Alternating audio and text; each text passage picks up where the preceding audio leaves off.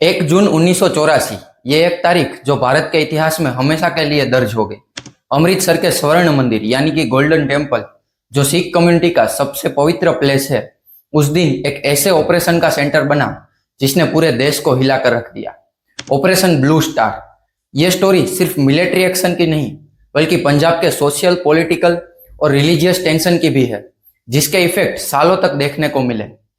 इस स्टोरी को समझने के लिए हमें पहले पंजाब के बैकग्राउंड को समझना होगा। आजादी के बाद भारत में राज्यों को लैंग्वेज के बेसिस पर रीऑर्गेनाइज किया गया। पंजाब में सिख कम्युनिटी की डिमांड्स को देखते हुए 1966 में पंजाब को लैंग्वेज के आधार पर बांटा गया। इससे एक सिख मेजोरिटी पंजाब स्टेट बना और एक हरियाणा अलग स्टेट बना। इस रीऑर्गेनाइजेशन का मकसद सिखों की पुरानी डिमांड जैसे पंजाबी लैंग्वेज को बढ़ावा देना और सिखों की आइडेंटिटी को सिक्योर करना था। लेकिन यह कदम पंजाब के अंदर की टेंशन को पूरी तरह से खत्म नहीं कर पाया। दरअसल प्रॉब्लम सिर्फ लैंग्वेज या स्टेट बॉर्डर्स तक लिमिटेड नहीं थी। सिख कम्युनिटी को लगता था कि उन्हें इकोनॉमिक और पॉलिटिकल लेवल पर साइडलाइन किया जा रहा है, और इसी चीज ने बाद में टेंशन और मिलिटेंसी के लिए बैकग्राउंड तैयार किया। 1970 और 80 के दशक में पंजाब में ग्रीन रिवॉल्यूशन हुआ। इससे फार्मिंग प्रोडक्शन तो बढ़ा, लेकिन वेल्थ डिस्ट्रीब्यूशन यानी पैसे का जो बंटवारा था वो बहुत अनइक्वल था। कुछ लोग बहुत अमीर हो गए, लेकिन ज्यादातर ग्रामीण सिखों को इसका फायदा नहीं मिला। इससे ग्रामीण इलाकों में इकोनॉमिक फ्रस्ट्रेशन बढ़ा। साथ ही हायर एजुकेशन की अपॉर्चुनिटीज बढ़ी, लेकिन जॉब्स की कमी थी। एजुकेटेड यूथ में अनएम्प्लॉयमेंट की प्रॉब्लम ने निराशा पैदा की। यह इकोनॉमिक और सोशल प्रेशर ने कई यूथ को मिलिटेंट ग्रुप्स की तरफ धकेल दिया। यहाँ यह समझना जरूरी है कि मिलिटेंसी सिर्फ पॉलिटिकल या रिलीजियस आइडियोलॉजी की वजह से नहीं बढ़ी। इसके पीछे डीप सोशल इकोनॉमिक रीजंस भी थे। फार्मिंग में मॉडर्न टेक्निक की वजह से वेल्थ का अनइक्वल डिस्ट्रीब्यूशन हुआ, और इंडस्ट्रियल डेवलपमेंट की कमी ने यूथ को और भी डिसअपॉइंट किया। 1973 में शिरोमणि अकाली दल ने आनंदपुर साहिब रिजोल्यूशन पास किया। इस रिजोल्यूशन में कई इंपॉर्टेंट डिमांड की गई थी, जैसे सिख धर्म को हिंदू धर्म से अलग मान्यता देना, पंजाब एज ए स्टेट को ज्यादा ऑटोनॉमी देना, और सेंट्रल गवर्नमेंट की पावर को सिर्फ डिफेंस, फॉरेन अफेयर्स, कम्युनिकेशन और करेंसी तक लिमिट करना। ये सब थे। इसमें चंडीगढ़ को पंजाब को देने और हरियाणा के पंजाबी भाषी एरियाज को पंजाब में शामिल करने की भी बात थी।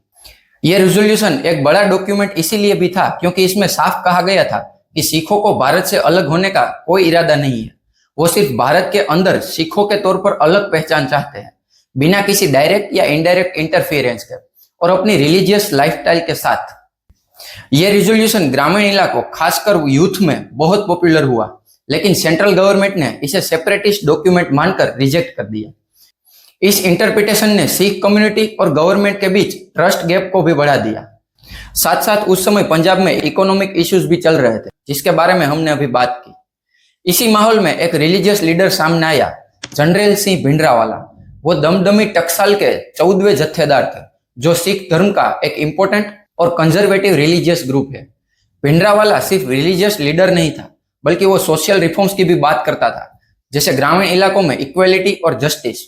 वो ड्रग्स और शराब जैसी बुराइयों के खिलाफ भी प्रचार करता था और दहेज जैसी प्रथाओं की निंदा भी करता था। इसने ग्रामीण लोगों के लिए अदालत भी शुरू की, जहां घरेलू झगड़ों को सोल्व किया जाता था। इससे उन लोगों को जल्दी और सस्ता जस्टिस मिला जो गवर्नमेंट की लंबी और महंगी प्रोसेस से फ्रस्ट्रेटेड थे। भिंडरावाले की स्पीच में बहुत दम होता था। वो यूथ को बहुत अट्रैक्ट करती थी, क्योंकि वो न सिर्फ सिख धर्म की ओरिजिनल प्रिंसिपल की बात करता था, बल्कि ग्रामीण इलाकों में इक्वेलिटी और जस्टिस जैसे सोशल इश्यू को भी उठाता था। इससे वो खासकर यूथ में बहुत पॉपुलर हुआ।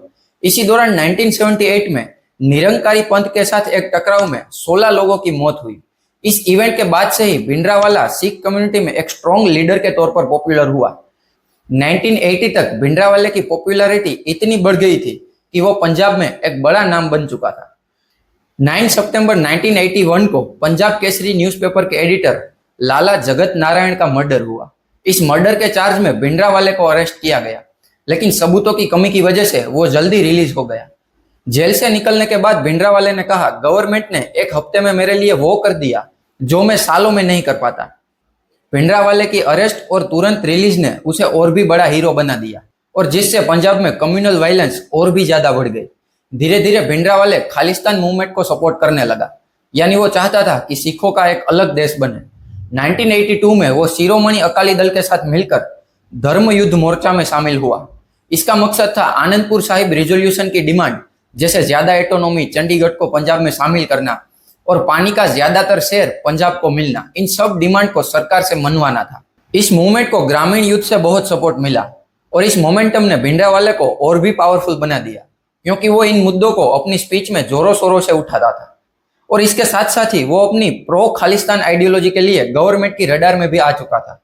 उसी साल गवर्नमेंट से बचने के लिए भिंडरावाले और उसके फॉलोअर्स ने अमृतसर के गोल्डन टेम्पल यानी हर मंदिर साहिब को अपना बेस बना लिया।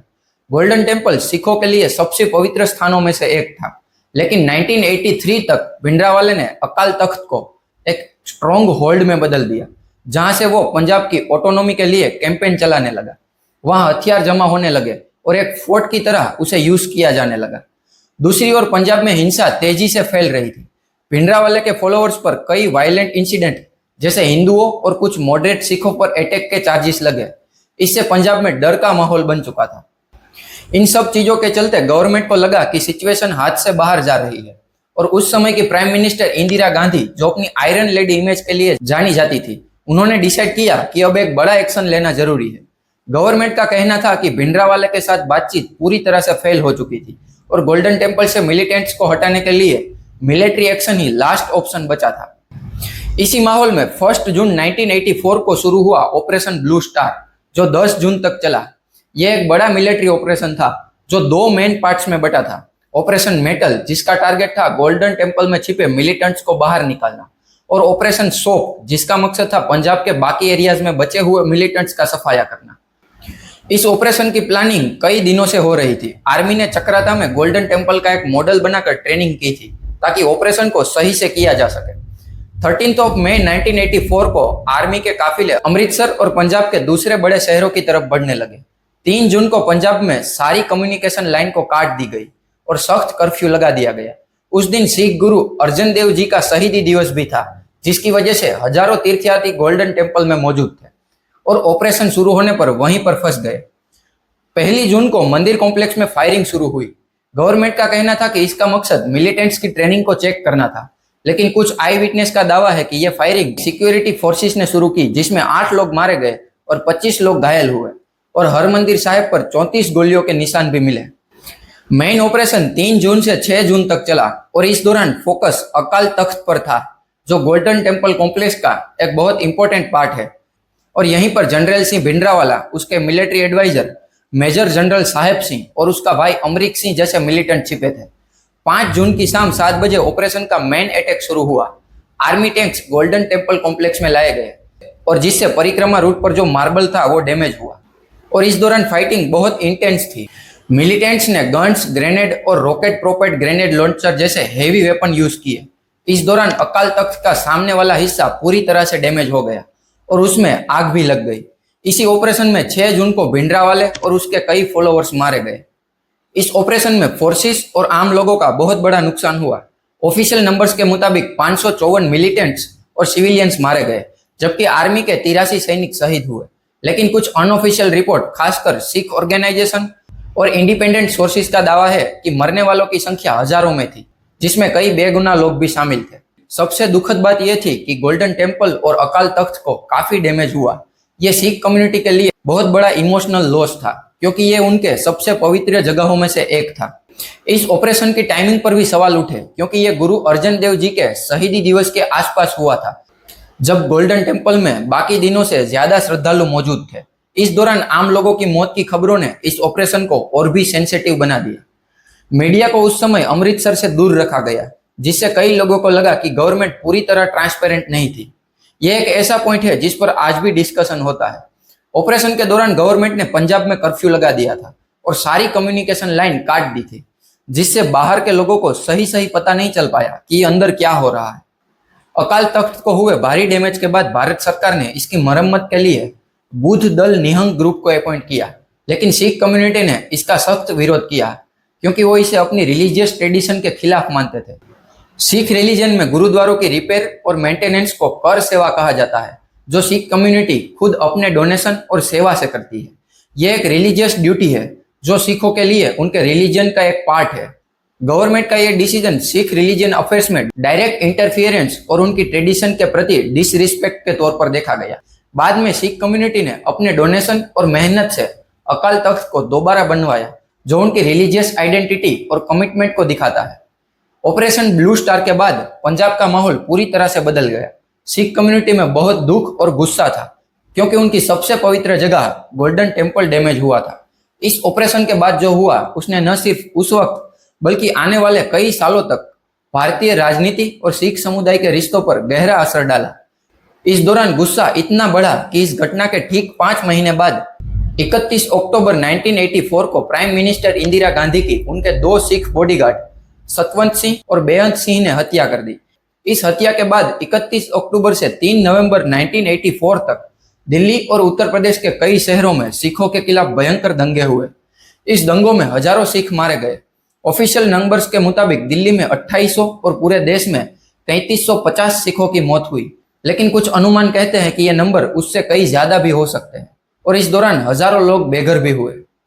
इन दंगों के बाद कुछ पॉलिटिकल लीडर्स जैसे सज्जन कुमार को इन दंगों में रोल के लिए दोषी पाया गया और उसे जेल की सजा भी हुई।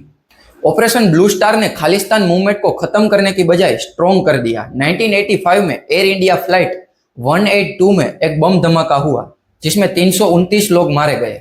इसे ऑपरेशन ब्लू स्टार का बदला माना जाता है। 1986 में ऑपरेशन ब्लू स्टार को लीड करने वाले army chief general Arun Shripad Vaidya की भी हत्या कर दी गई और पंजाब में हिंसा 1980 के दशक के अंत तक चलती रही। इसके अलावा इस ऑपरेशन ने भारत और कनाडा जैसे देशों के रिलेशन पर भी असर डाला, क्योंकि कनाडा में खालिस्तान मूवमेंट को सपोर्ट करने वाली एक्टिविटीज काफी ज्यादा बढ़ गई थी और अभी हाल के समय में भी वहां पर खालिस्तानी एक्टिविटीज काफी ज्यादा हो रही है। तो दोस्तों, ये थी ऑपरेशन ब्लू स्टार की पूरी कहानी। आज पंजाब में वैसी हिंसा नहीं है, लेकिन खालिस्तान मूवमेंट की बातें अब भी सुनाई देती है। खासकर विदेशों से कुछ लोग अभी भी प्रो खालिस्तान स्लोगन उठाते हैं, लेकिन सिख कम्युनिटी में नई आवाजें भी उभर रही है। इस इवेंट से पता चलता है कि रिलीजियस सेंटिमेंट और सिक्योरिटी के बीच बैलेंस कितना जरूरी है। यह स्टोरी हमें हमेशा याद दिलाएगी कि इतिहास से सीखकर हम भविष्य को बेहतर बना सकते हैं। हमें हर कम्युनिटी के बीच एक ट्रस्ट और हार्मनी बढ़ाने की जरूरत है, ताकि हमारा राष्ट्र एकजुट हो सके।